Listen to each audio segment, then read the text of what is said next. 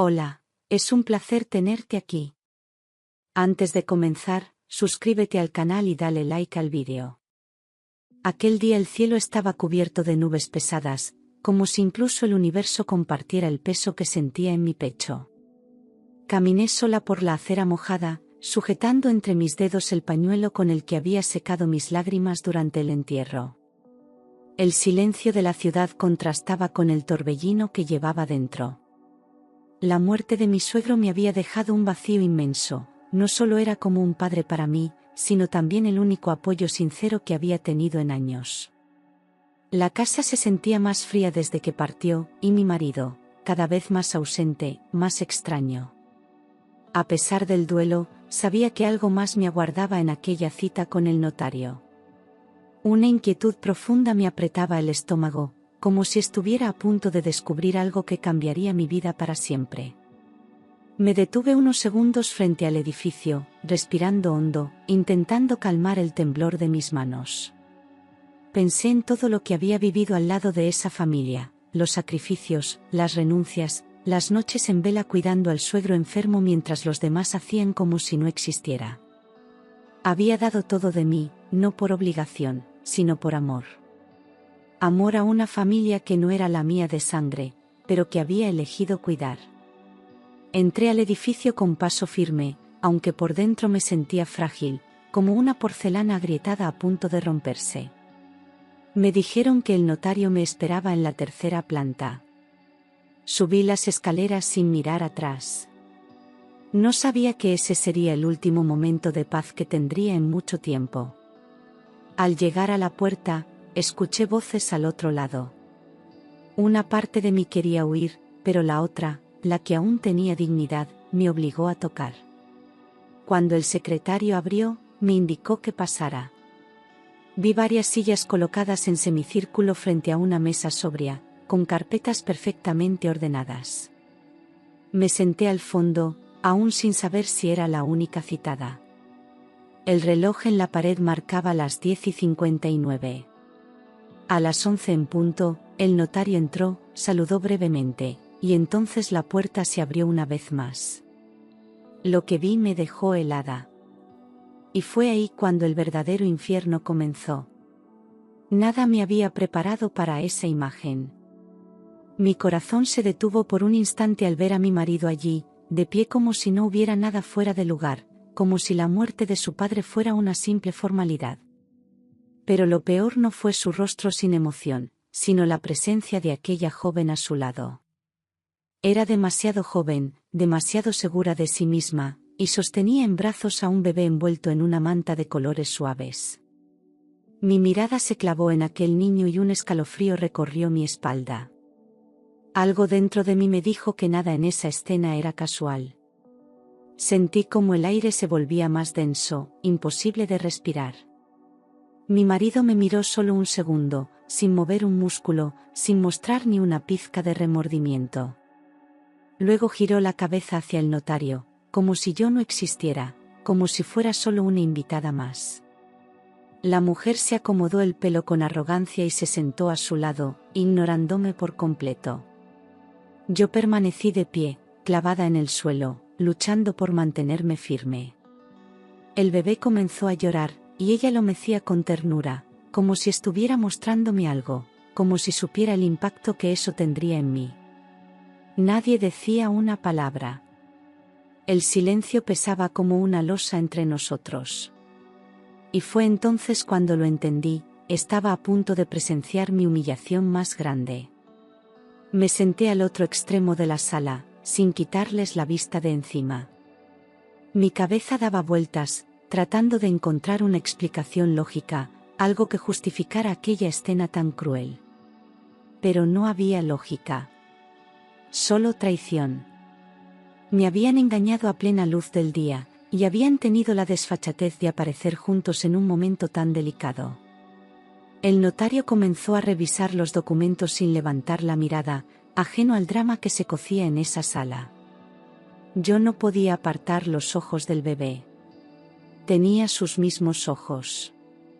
Los ojos de mi marido. Y algo dentro de mí se rompió para siempre. No había consuelo en aquel despacho, solo el sonido de las hojas al pasar y el llanto esporádico del bebé que, sin saberlo, sellaba la tragedia de mi vida. Me sentía invisible. Aquel hombre con el que había compartido tantos años, que me había prometido amor eterno, no fue capaz de sostenerme la mirada ni un solo segundo. En cambio, la joven a su lado me atravesó con los ojos, con una sonrisa helada que no necesitaba palabras. Esa sonrisa no era de cortesía, era de burla. Como si estuviera diciendo, he ganado, y tú ya no tienes lugar aquí. Mi corazón se partía, pero no derramé ni una lágrima. Aún no. Quise levantarme y marcharme, pero algo me detuvo. Tal vez fue el instinto, tal vez fue orgullo. Sabía que si me iba en ese momento, sería como aceptar la derrota sin pelear. Me aferré al borde de la silla, como si fuera mi único ancla en medio de una tormenta que me arrastraba. Sentía la humillación correr por mi piel, como una fiebre silenciosa. El bebé, ajeno a todo, seguía llorando en brazos de su madre, y cada sollozo me atravesaba como una espina. Nadie dijo nada. Ni una sola disculpa. Ni una palabra de vergüenza. Estaban allí, cómodos, tranquilos, esperando lo que creían que les pertenecía. El notario, serio y metódico, pidió que guardáramos silencio para dar inicio a la lectura. Pero ya lo había. Lo único que se oía era mi alma resquebrajándose. No sabía cuánto dolor podía soportar una persona antes de romperse por completo, pero sentía que estaba muy cerca de ese límite. Miré a mi marido por última vez. Su rostro era una máscara vacía, como si toda la culpa se hubiera evaporado. ¿Cómo se llega a ese punto? ¿Cómo se traiciona así a alguien que lo dio todo? Mientras tanto, la joven seguía sonriendo. Y en ese instante, comprendí que el verdadero tormento apenas comenzaba. Fue un destello dorado lo que atrapó mi mirada. Allí, en la mano izquierda de esa mujer, brillaba un anillo que conocía bien, era el mismo modelo que él y yo habíamos visto juntos en un catálogo de bodas hacía años. Sentí como el suelo se desvanecía bajo mis pies. Aquel anillo no era una casualidad, ni un simple adorno.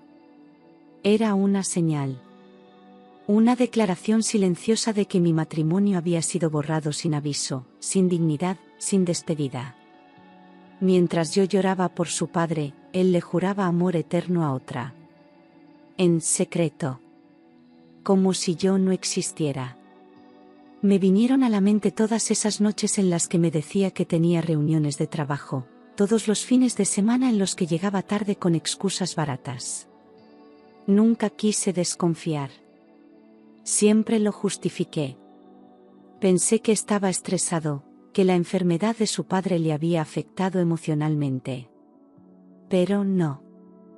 Ahora veía con claridad que todos esos silencios y ausencias tenían nombre, rostro y manos suaves que llevaban su anillo. Me dolía tanto la traición como la frialdad con la que la había ejecutado. No hubo peleas, ni distancias marcadas. Solo una mentira larga, perfectamente elaborada. La joven, consciente de mi mirada, alzó la mano y acarició su propio anillo con una lentitud calculada. Fue un gesto pequeño, pero cargado de veneno. Me retó sin palabras, me declaró la guerra con una sonrisa serena y un dedo adornado con la prueba de mi reemplazo. Miré a mi marido, esperando una reacción, una mínima señal de humanidad. Pero nada. Su rostro seguía inmóvil, como si no pasara nada, como si yo fuera la intrusa. Y entonces, por primera vez, sentí rabia. Una rabia contenida que no grita, pero quema por dentro. Me juré que no permitiría que me pisotearan más. No sin luchar. Sentí que mis piernas apenas me sostenían, pero me obligué a caminar hasta la silla más alejada de ellos. Me senté con el cuerpo rígido, las manos frías y el corazón golpeando con tanta fuerza que apenas podía oír otra cosa. Mientras intentaba controlar el temblor de mis dedos, vi cómo ella miraba al bebé con una dulzura que no era real, sino cuidadosamente actuada. Lo mecía despacio, lo besaba en la frente, como si esa escena estuviera ensayada para hacerme daño. No necesitaba hablar para dejar claro su mensaje, había llegado para quedarse. A cada gesto suyo, sentía que me borraba de una vida que aún era mía. Y lo peor es que él no hacía nada. El bebé, ajeno a todo ese veneno silencioso, abrió los ojos y me miró. Y en esos ojos vi el reflejo exacto de los de su padre. Un escalofrío me recorrió la espalda.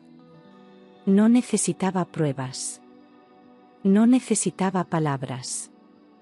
Aquella criatura llevaba su sangre. Y yo estaba presenciando la escena como si fuera una invitada sin nombre, como si todo mi pasado con él se hubiera reducido a cenizas. Me dolía respirar. Me dolía estar sentada ahí, fingiendo entereza cuando por dentro me desgarraba. Pero no podía irme. Algo me decía que esa reunión sería solo el principio de un terremoto mucho más devastador. El notario aún no había empezado a hablar. Parecía esperar a que todos estuviéramos listos, aunque yo sabía que nunca lo estaría. El reloj marcaba cada segundo como una tortura.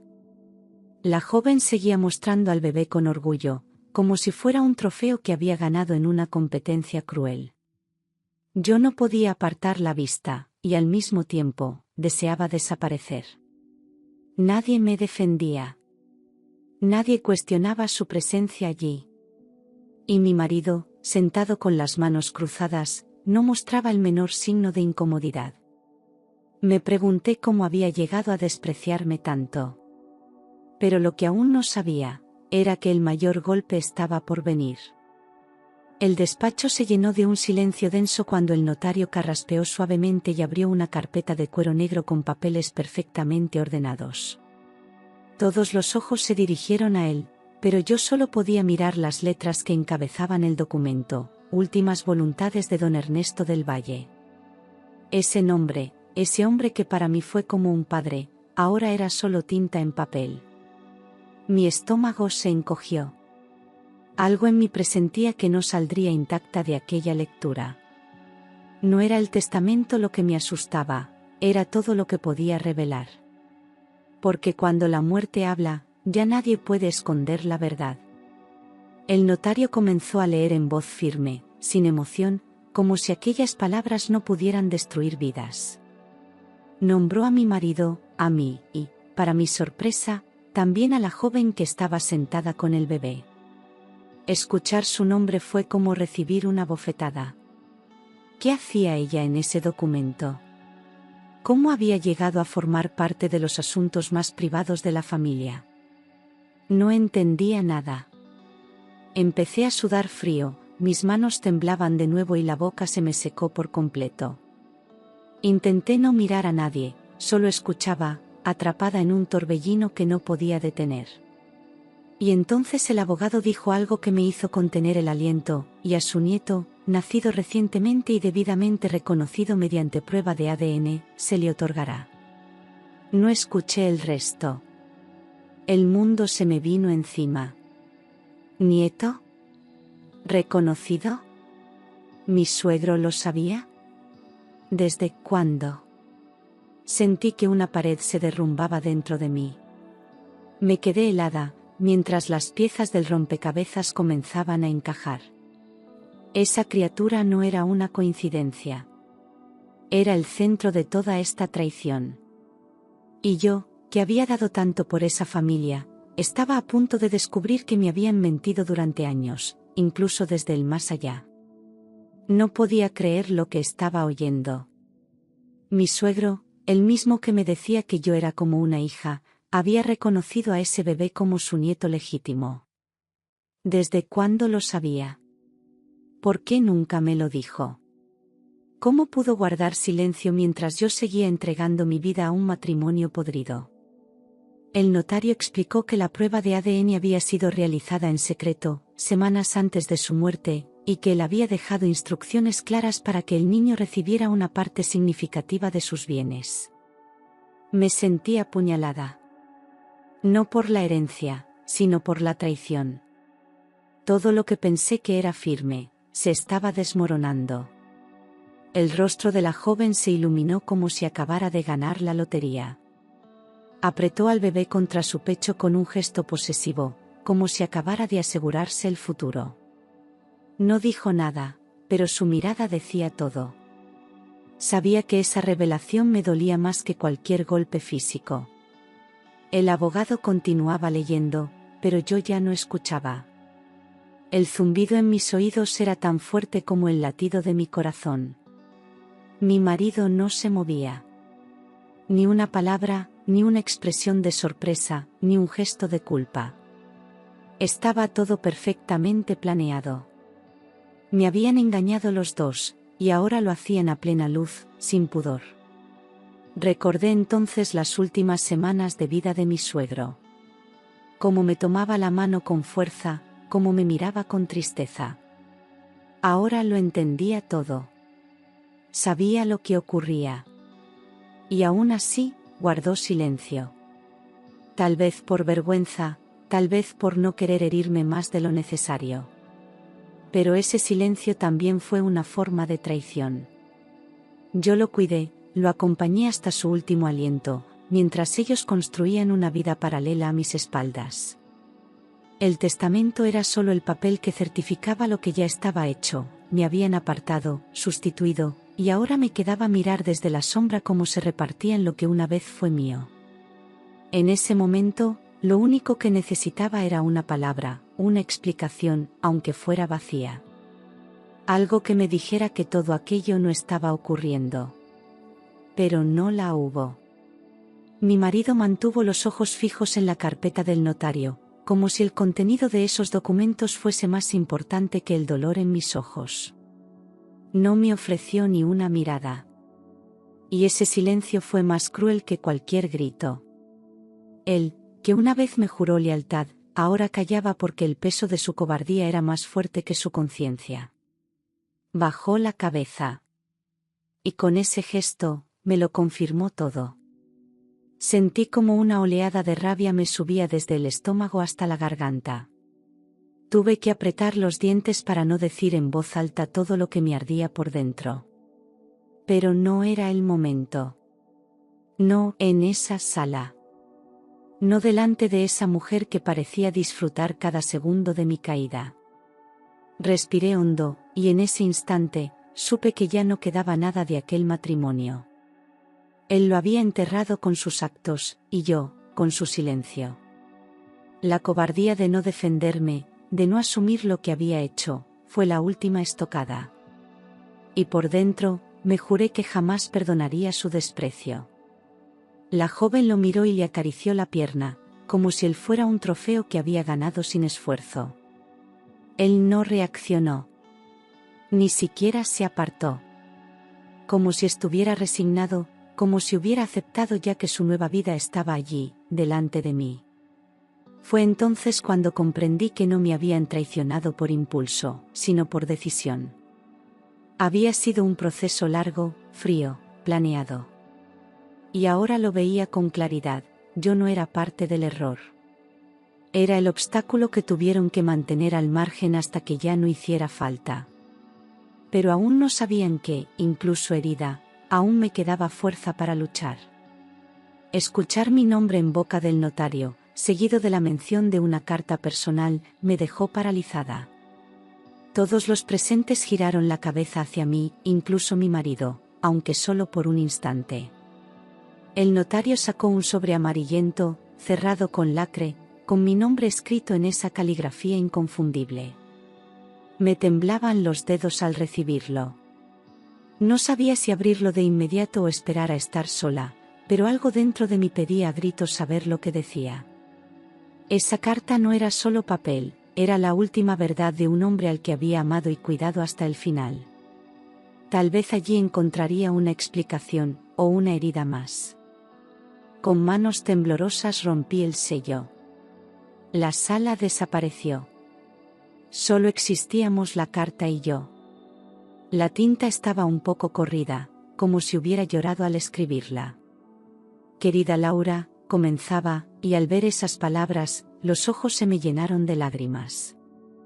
No por tristeza, sino por una mezcla de rabia, miedo y ternura. Aquel hombre había muerto sabiendo demasiado. Si estás leyendo esto, es porque ya sabes la verdad. Perdóname por no habértelo dicho en vida. Tragué saliva.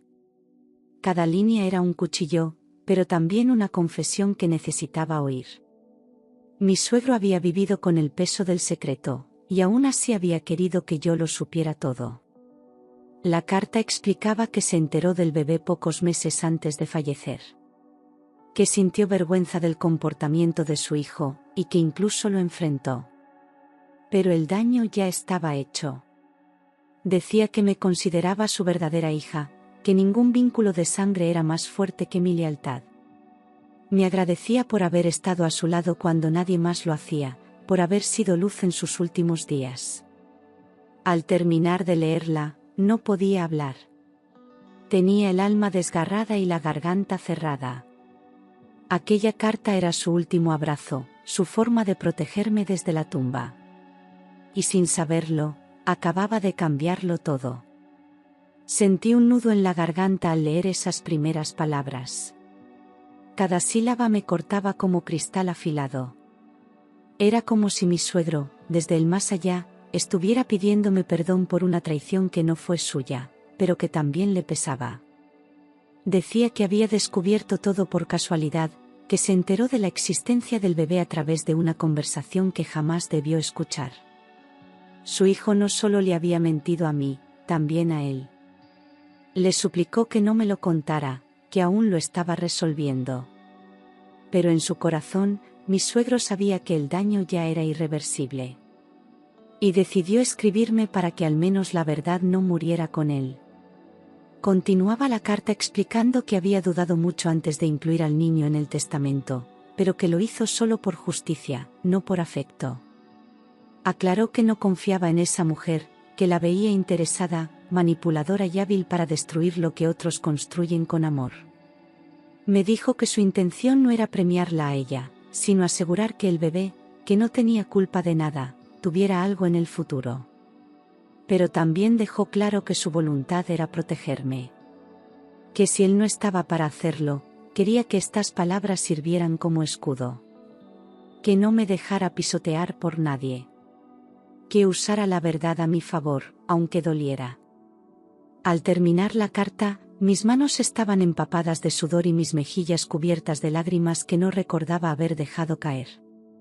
Levanté la vista y me encontré con los ojos de mi marido, que por primera vez parecían nerviosos. Sabía que esa carta lo exponía. Que rompía el teatro que había construido con tanto cuidado. Cerré el sobre lentamente y lo guardé en el bolso, como si fuera una reliquia sagrada.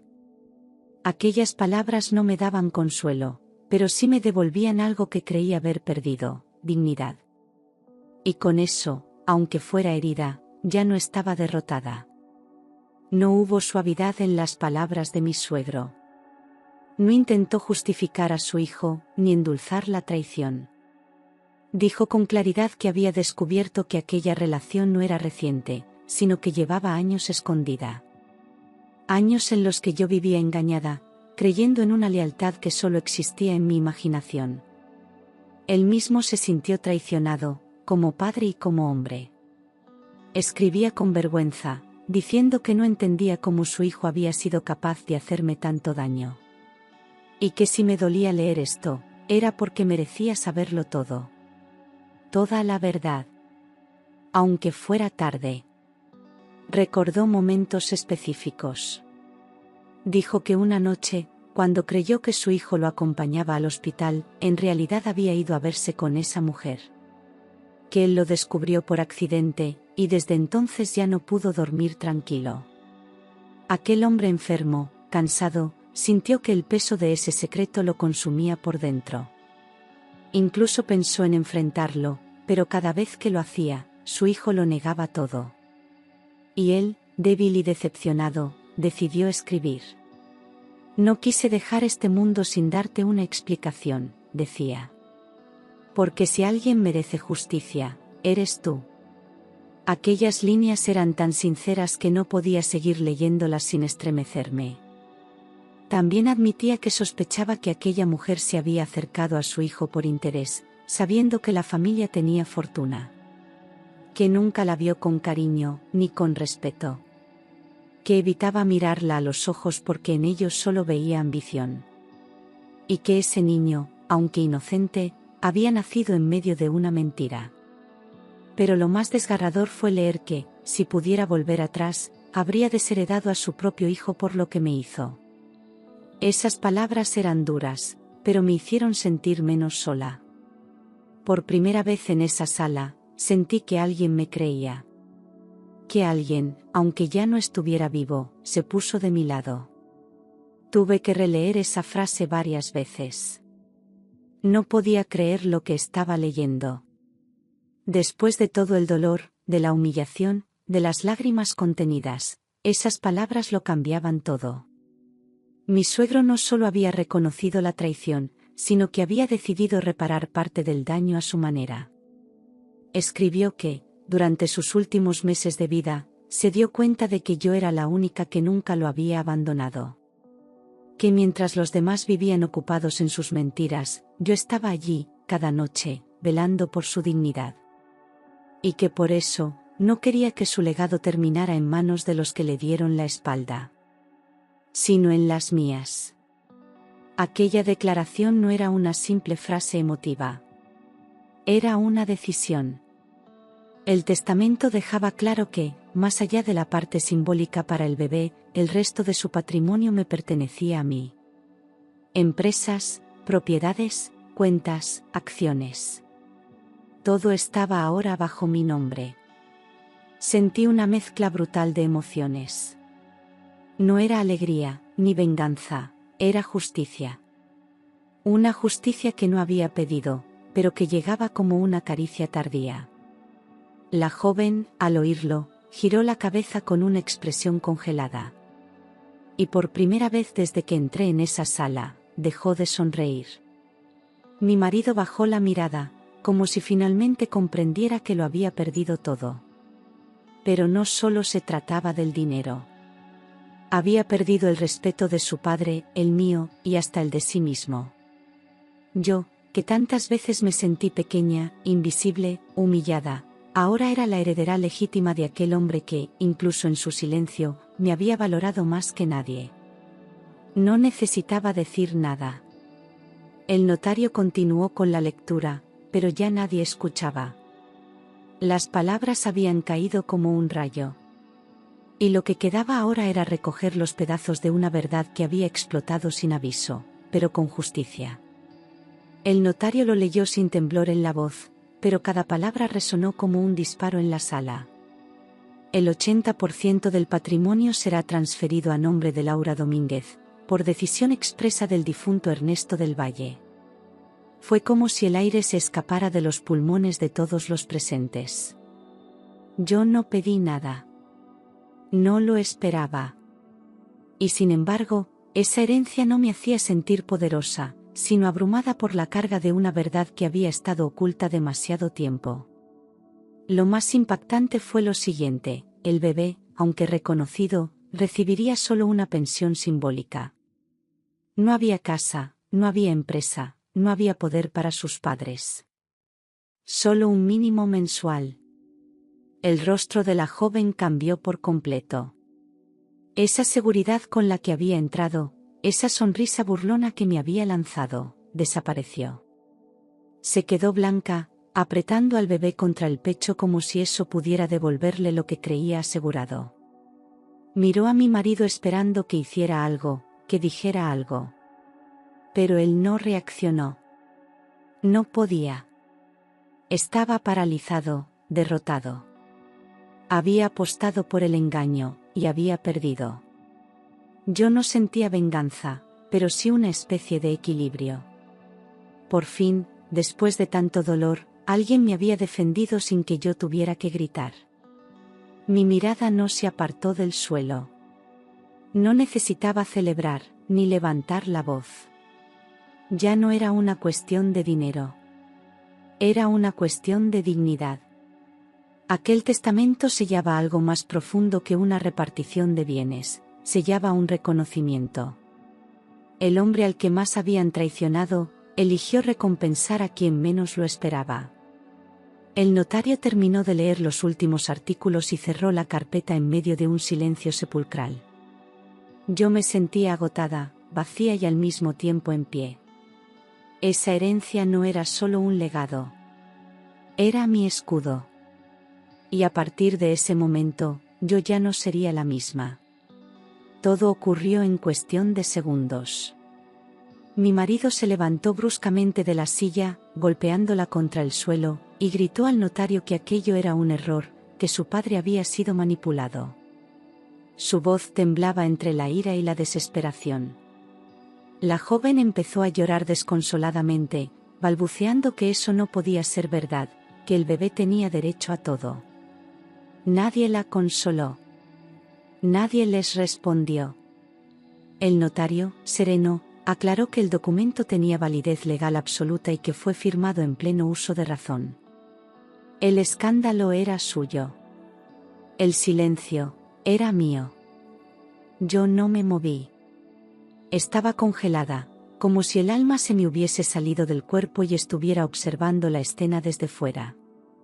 No sentía orgullo, ni alivio, ni victoria. Solo una paz rara, una especie de vacío que seguía latiendo muy despacio en mi pecho. Era como si el tiempo se hubiese detenido justo para que yo pudiera procesar todo lo que acababa de pasar. Aquellos que me humillaron, ahora se retorcían en su propia frustración. Y, sin embargo, no me sentía superior. Solo me sentía libre. Por fin, libre del engaño, libre del miedo, libre de seguir fingiendo que no sabía nada. El abogado pidió que todos firmáramos los documentos para proceder con los trámites. Mi marido se negó, dijo que impugnaría el testamento, que no dejaría las cosas así. Pero ya no tenía poder. Ni moral, ni legal. Y él lo sabía. La joven, derrotada, se aferraba al bebé como último refugio, pero hasta su mirada había perdido la seguridad. Yo firmé en silencio, con la mano firme, sin una sola lágrima. Me levanté con la cabeza en alto, y sin mirar atrás, salí de aquella sala que me había roto, pero también me había reconstruido. Porque ese día, sin yo buscarlo, el destino me devolvió lo que la vida me había arrebatado. 3 días después de la lectura del testamento, escuché la llave girando en la cerradura de casa. Me levanté en silencio, con el corazón apretado. No sabía si estaba preparada para verlo, pero tampoco pensaba esconderme. Entró con los ojos cansados, la ropa arrugada y la voz temblorosa. Me dijo que necesitaba hablar, que todo había sido un desastre, que no había sabido cómo manejarlo. Se sentó en el sofá como si aún tuviera derecho a estar allí. Me miró con esa falsa ternura que ya no me engañaba. Y sin el menor pudor, me pidió perdón como si eso fuera suficiente para borrar años de mentiras. Dijo que todo con ella había sido un error, que no había planeado nada, que solo buscaba algo que ya no encontraba en nuestro matrimonio.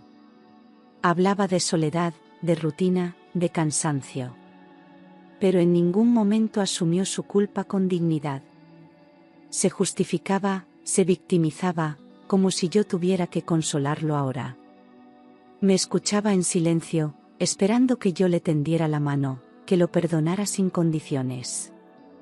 Pero no sabía que esa versión de mí, la que callaba y perdonaba, ya había muerto.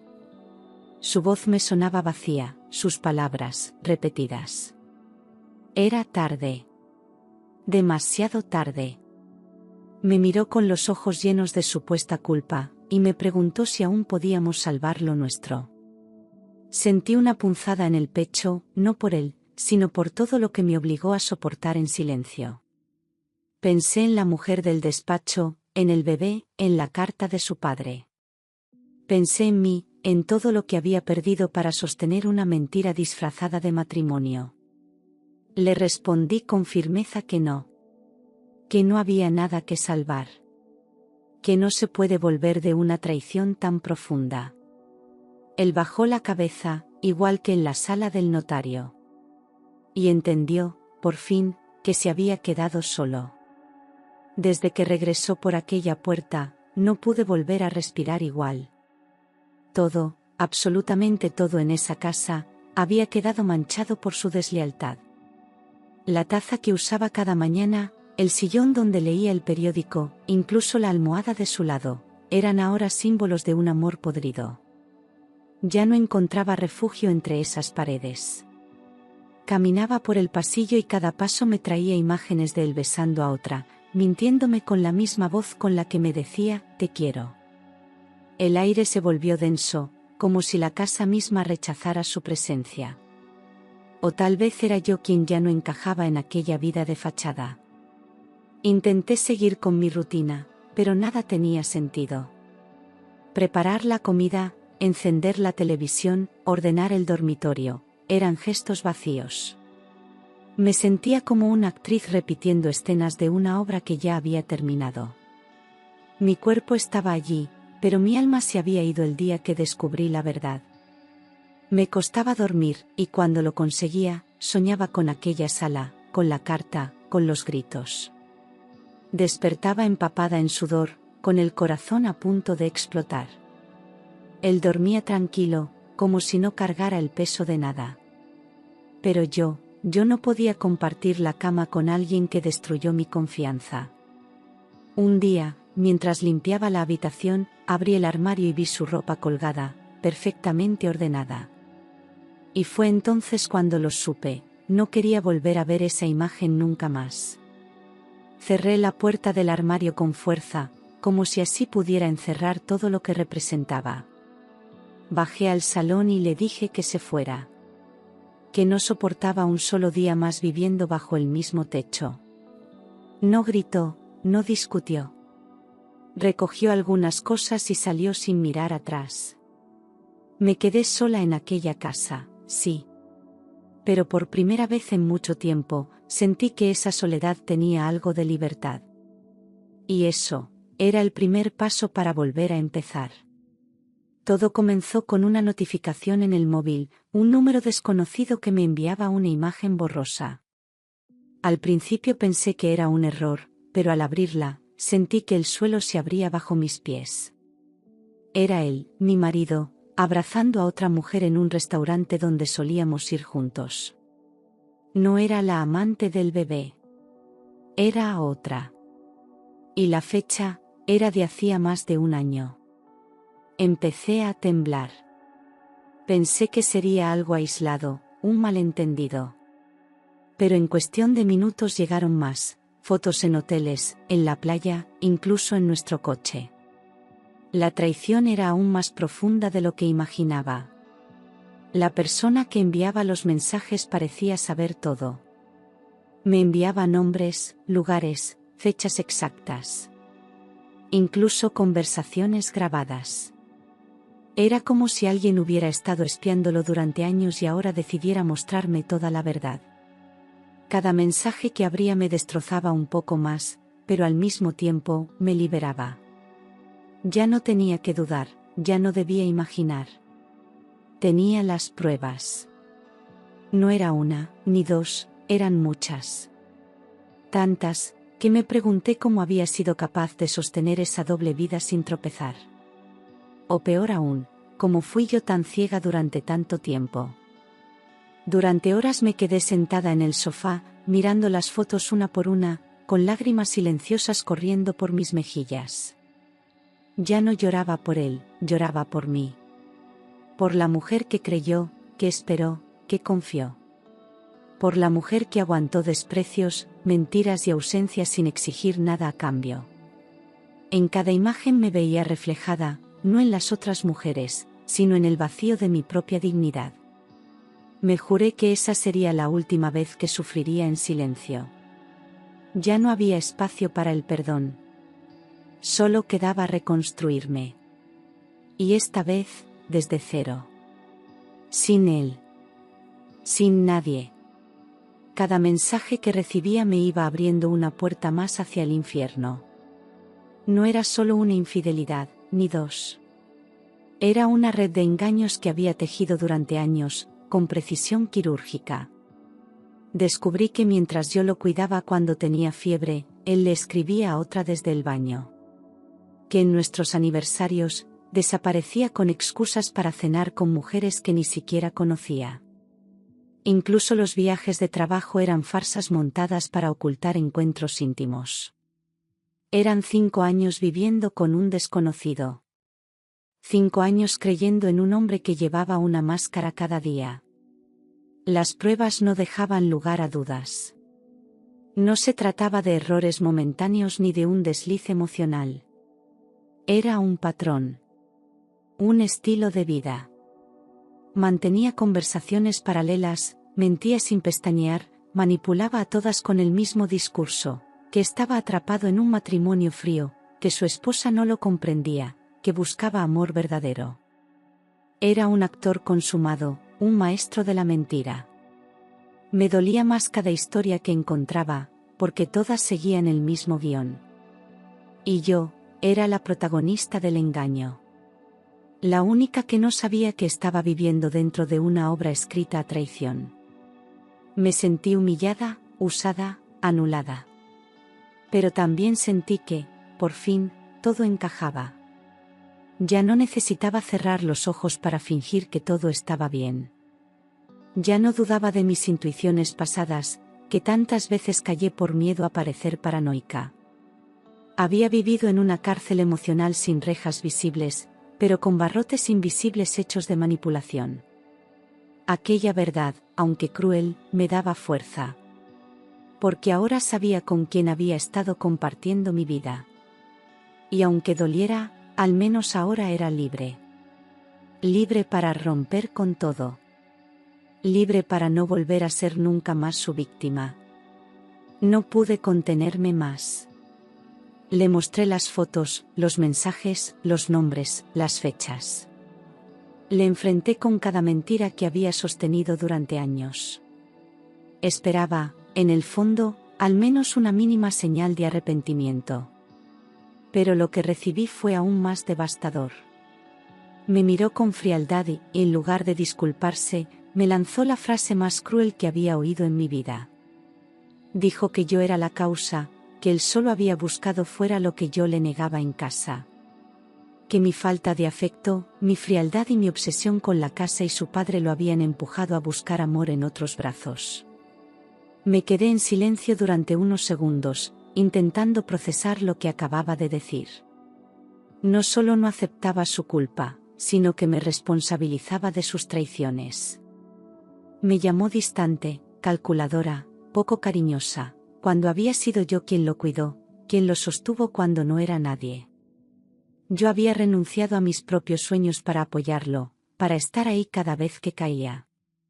Le entregué mi juventud, mi lealtad, mi dignidad, y ahora, él me la devolvía hecha cenizas. Fue entonces cuando supe que ese hombre no solo había dejado de amarme, nunca me valoró. Solo me utilizó hasta que encontró otra. No le grité. No rompí nada. Solo lo miré con una tristeza tan profunda que ni sus palabras pudieron atravesarla. Le dije que ya no me dolía perderlo, que lo que realmente dolía era haberme perdido a mí misma en esa relación. Le pedí que se marchara, que no volviera nunca más, que no intentara justificar lo que no tenía perdón. Él quiso seguir hablando, quiso defenderse, pero ya no tenía derecho. Esa puerta que yo mantenía entreabierta por costumbre, se cerró para siempre. Y aunque por dentro aún sangraba, por fuera comencé a reconstruir los muros de mi amor propio. Sin él. No hubo más discusiones. No grité, no lloré, no supliqué. Fui directa al despacho, tomé las llaves del coche y le pedí que recogiera sus cosas en silencio. No era una escena de venganza, era justicia. Él intentó hablar, balbuceó excusas, me pidió tiempo. Pero el tiempo ya no existía para nosotros. Le entregué una maleta y le señalé la puerta sin levantar la voz. Esa fue mi manera de recuperar la paz, sin dramatismo, pero con una decisión firme que no dejaba espacio a dudas. Apenas cerró la puerta, llamé a mi abogado. Le pedí que iniciara el bloqueo de todas las cuentas conjuntas, tarjetas, accesos. Tenía los documentos, tenía la herencia, tenía el control legal. Y por primera vez en años, también tenía el control emocional. Fue como soltar un lastre que había llevado atado al cuello demasiado tiempo.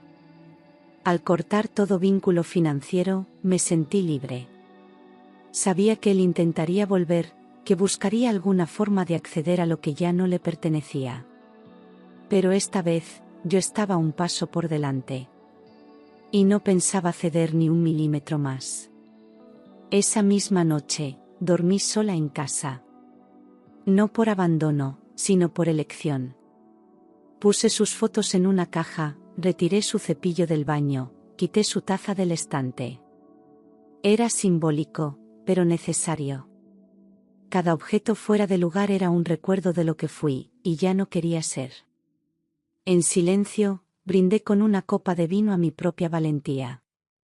No por odio, sino por respeto a mí misma. Me prometí no volver a permitir que nadie me rompiera en pedazos por dentro. Porque aunque todavía dolía, ahora sabía que era capaz de empezar de nuevo. Y esa certeza era más valiosa que cualquier herencia.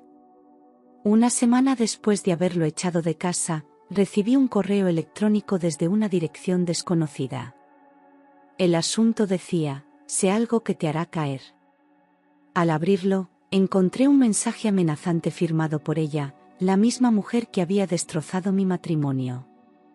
Decía que tenía un vídeo comprometedor de mi marido y de mí, grabado sin consentimiento, y que si no le transfería una suma importante de dinero, lo haría público. Me temblaron las manos, pero no por miedo al contenido, sino por el descaro. Intentaba hacerme caer por algo que ni siquiera existía. Era su último recurso, el chantaje. Me senté con calma, respiré hondo y reenvié el correo directamente a mi abogado. Ya no era la mujer débil que temía las amenazas. Estaba decidida a enfrentar cualquier cosa. A las pocas horas, él confirmó que el correo no tenía pruebas reales, solo era una táctica desesperada para obtener dinero.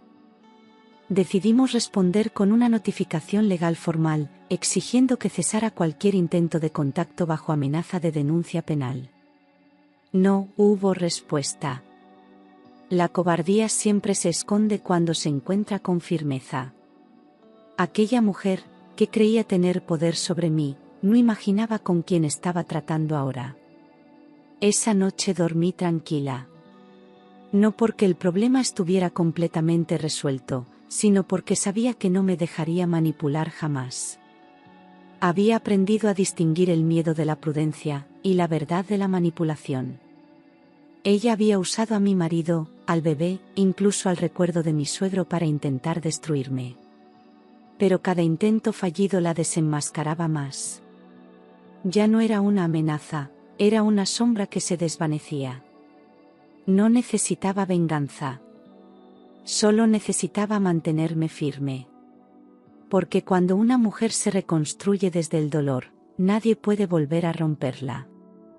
No dudé en actuar. Reuní todas las pruebas del chantaje, las amenazas, los correos y los mensajes enviados desde cuentas falsas.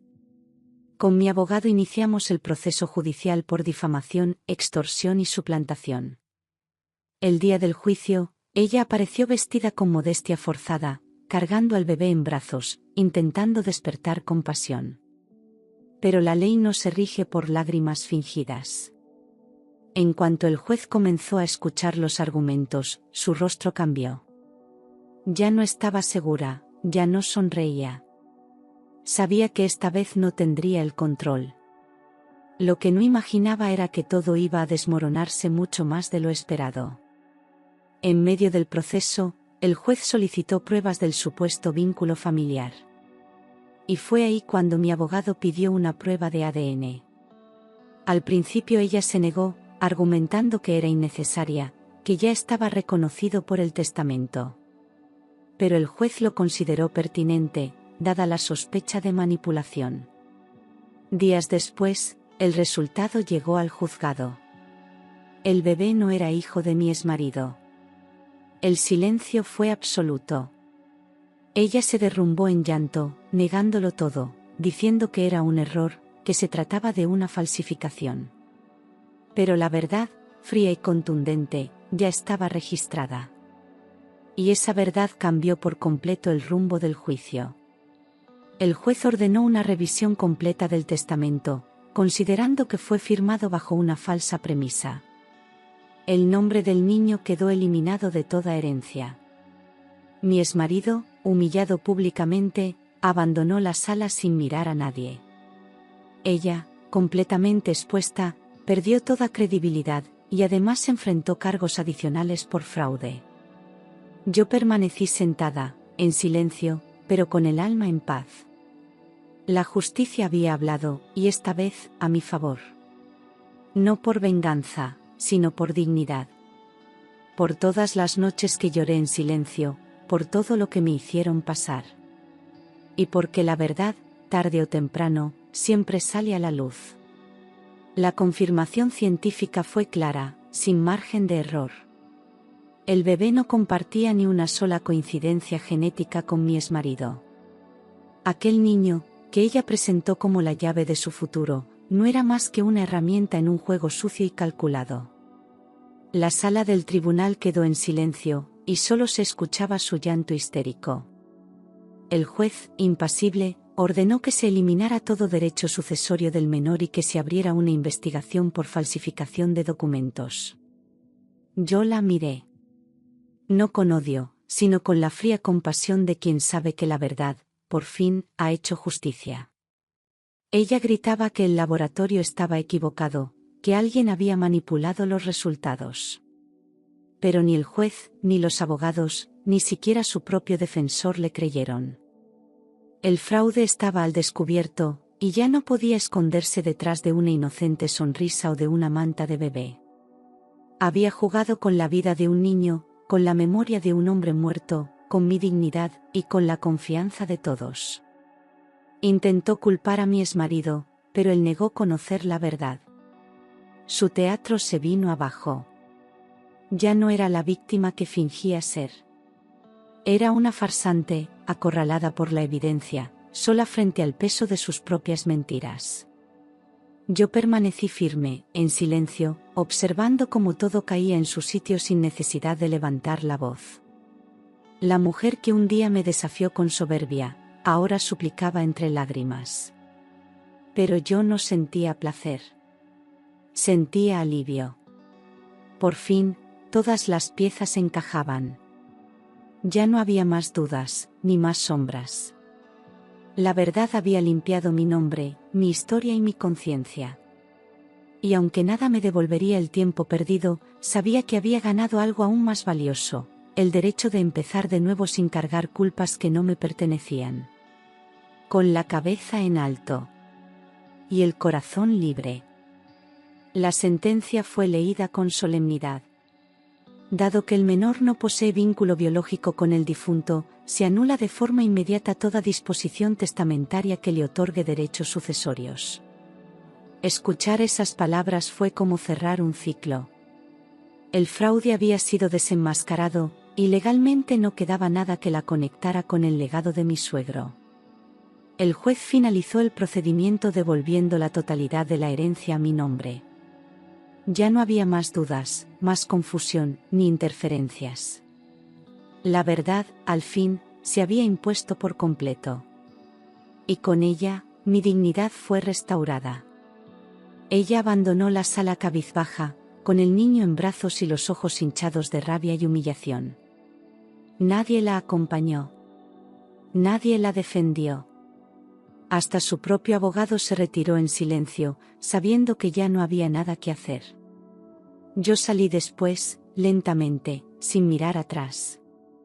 No por orgullo, sino porque no tenía nada más que decir.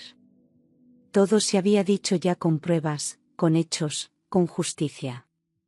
A veces la victoria no se celebra con gritos, sino con la serenidad de quien resistió hasta el final. Volver a casa ese día fue distinto. Cerré la puerta y me senté en silencio frente a la ventana.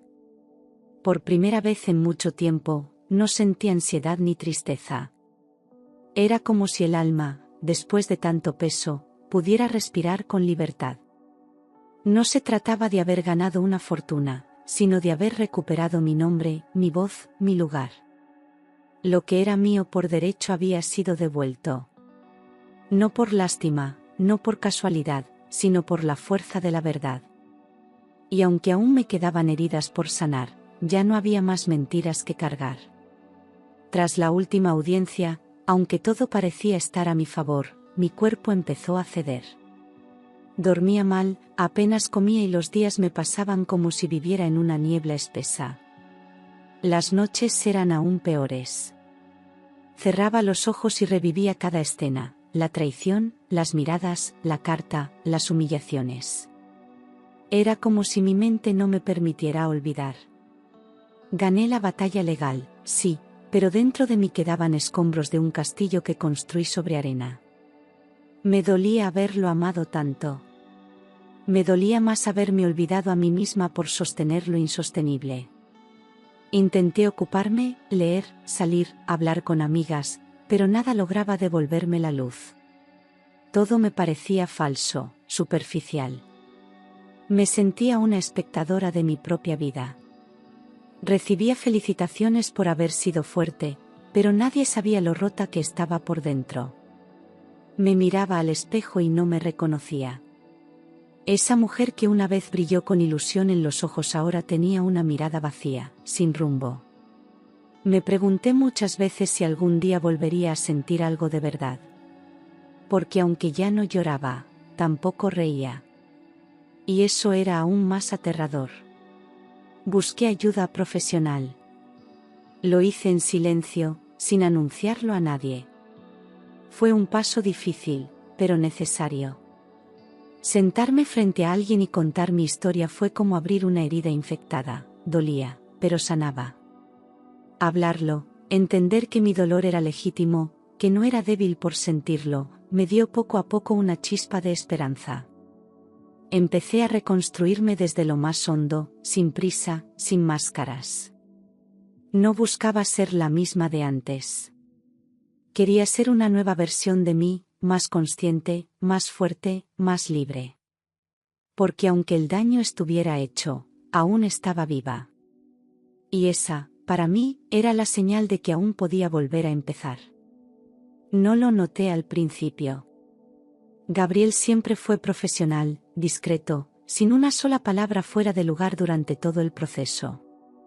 Pero con el tiempo, su presencia se convirtió en algo familiar, incluso reconfortante. Me escribía de vez en cuando para saber cómo estaba, sin presión, sin intenciones ocultas.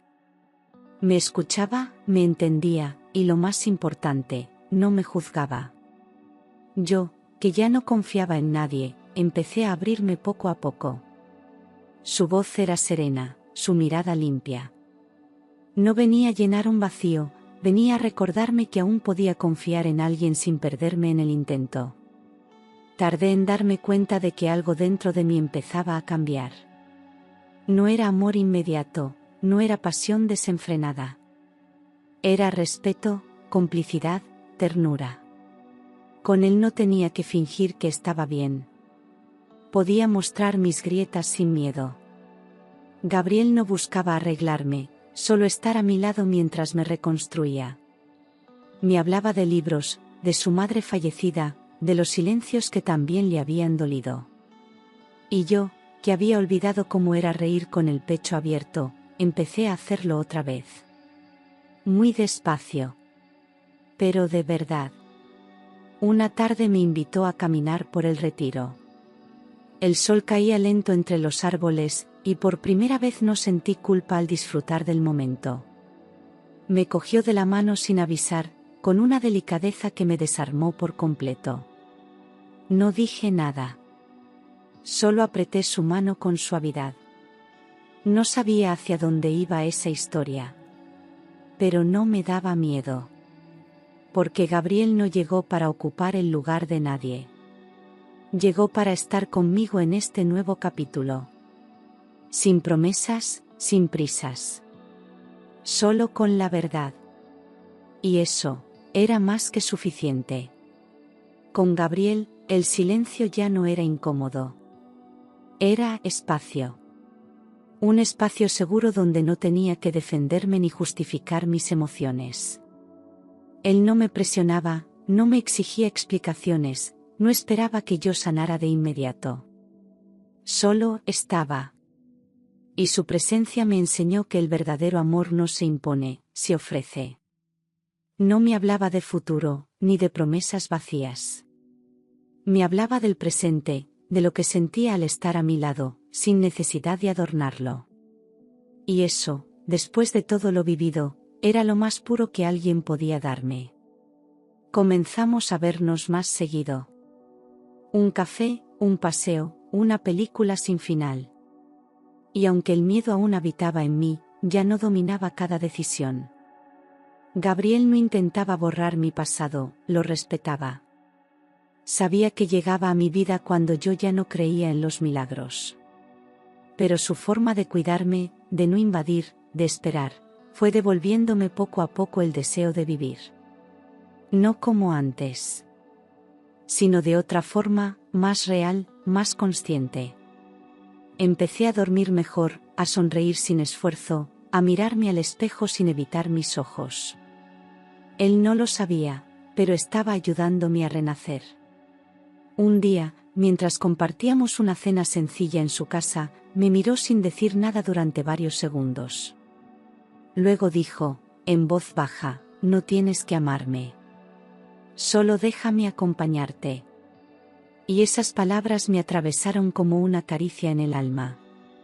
Porque no me pedía nada, y aún así, me lo estaba dando todo. No respondí con palabras. Solo le acaricié la mano. En ese momento supe que no estaba sola. Y que aunque aún me quedaban cicatrices, no dolían igual si alguien las acariciaba con respeto. Por fin, después de tanto tiempo, no solo sobrevivía. Estaba empezando a vivir. Nunca imaginé que de tanto dolor nacería algo tan poderoso. Gabriel me propuso crear una fundación, inspirada en mi historia, en mi proceso, en todo lo que viví en silencio. Al principio dudé. No sabía si estaba preparada para exponerme, para volver a tocar heridas ya cerradas. Pero entendí que no se trataba de mí, sino de tantas mujeres que, como yo, habían sido traicionadas, manipuladas y olvidadas. Juntas creamos un espacio donde no se juzga, donde se escucha, donde se acompaña. Le pusimos el nombre de Ernesto, como homenaje a quien, al final, me devolvió mi lugar. La inauguración fue sencilla, íntima, pero llena de emoción. Algunas mujeres se acercaron para contarme sus historias, y en cada una de ellas me vi reflejada. Comprendí que la traición tiene muchas formas, pero el dolor es el mismo, silencioso, constante, profundo. Y también entendí que la fuerza no nace de no caer, sino de levantarse con más verdad. Esa fundación no era un acto de caridad, era un acto de justicia. Un faro para quienes aún caminaban en la oscuridad. Gabriel, siempre a mi lado, fue mi cómplice en cada paso, sin robarme protagonismo. Porque sabía que esa victoria no era suya. Era mía. Con el tiempo, la fundación creció más de lo que imaginábamos. Recibimos apoyo, donaciones, testimonios de todo el país.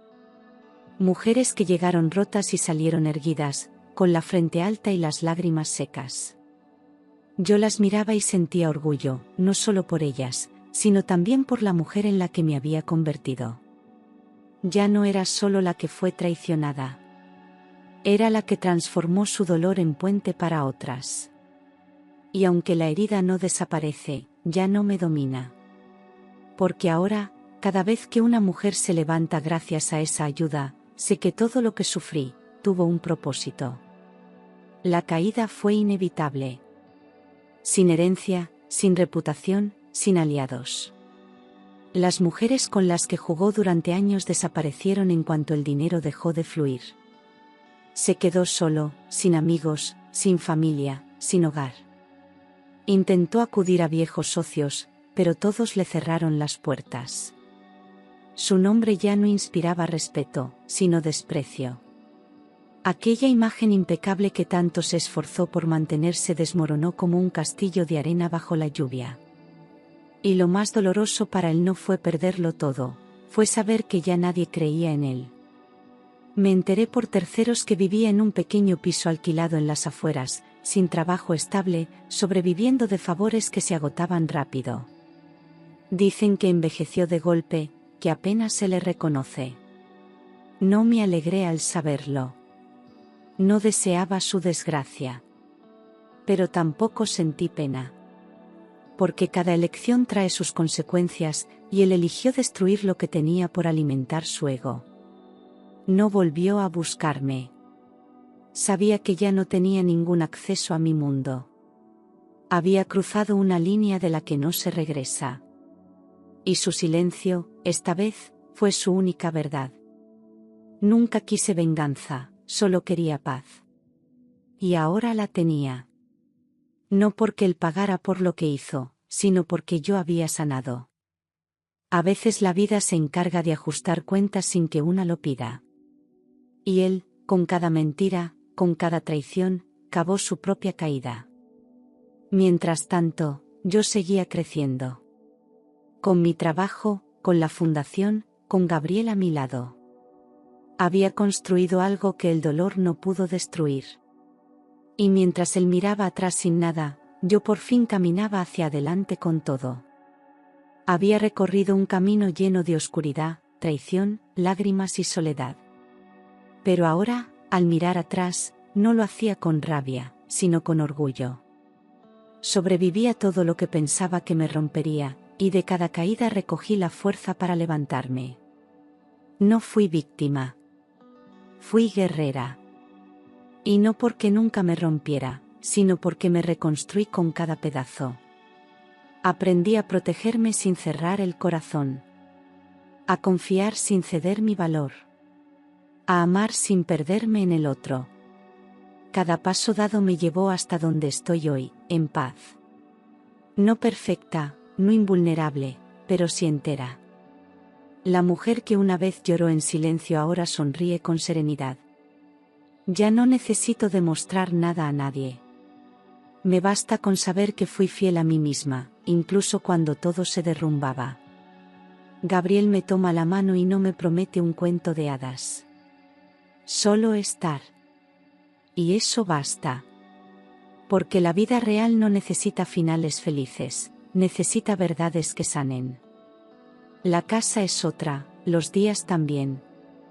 A veces lloro, sí, pero no por debilidad, sino por gratitud. Por haber salido del abismo. Por no haberme quedado atrapada en lo que me hizo daño. Y mientras sigo construyendo mi historia, sé que aún vendrán desafíos. Pero ahora tengo las herramientas, la experiencia, la calma. Me miro al espejo y por fin reconozco a la mujer que he llegado a ser. Fuerte, sensible, libre. Y esa paz que tanto busqué fuera, siempre estuvo en mí. ¿Te ha gustado la historia?